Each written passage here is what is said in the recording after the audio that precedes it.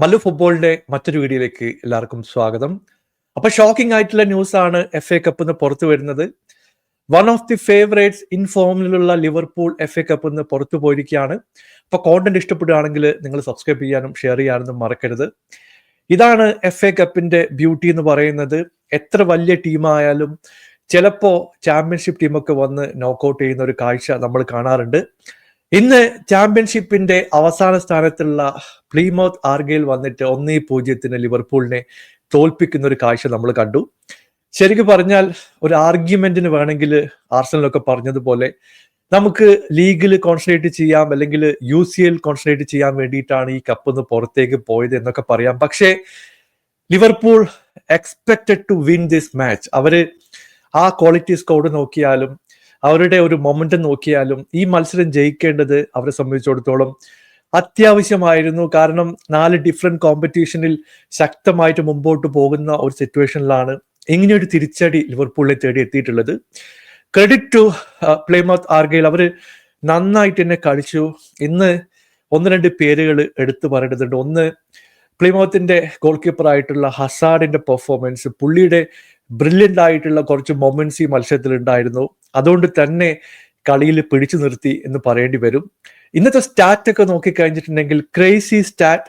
75% position ലിവർപൂളിന്റെ കയ്യിലായിരുന്നു. 14ഓളം ചാൻസുകൾ അവർ create ചെയ്തു. പക്ഷേ ഒരുപാട് ചേഞ്ചസ് ഈ സ്ക്വാഡിലേക്ക് സ്ലോട്ട് ഇൻട്രൊഡ്യൂസ് ചെയ്തിരുന്നു. ഇവിടെ ന്യൂനസ് വന്നു, ജോട്ട വന്നു, കിയേസ ഉണ്ടായിരുന്നു, ലൂയിസ് ഡിയാസ് ഉണ്ടായിരുന്നു. പക്ഷേ ഒഫൻസീവ് ലൈനിന്റെ വളരെ ആവറേജ് ആയിട്ടുള്ള ഒരു പെർഫോമൻസ് ആണ് നമ്മൾ കണ്ടത്. ലോ ബ്ലോക്ക് ഇട്ടിട്ട് ഒരു പരിധി വരെ ലിവർപൂളിനെ പിടിച്ചു നിർത്താൻ പ്ലീമൗത്തിന് കഴിഞ്ഞു എന്ന് പറയേണ്ടി വരും.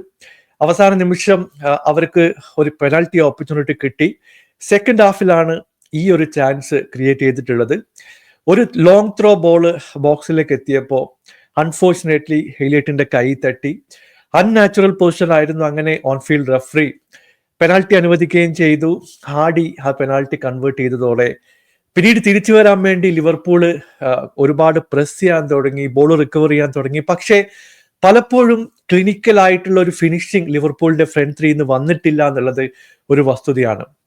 അപ്പൊ ജനുവരി ട്രാൻസ്ഫർ വിൻഡോ അവസാനിച്ചിട്ടുണ്ട്.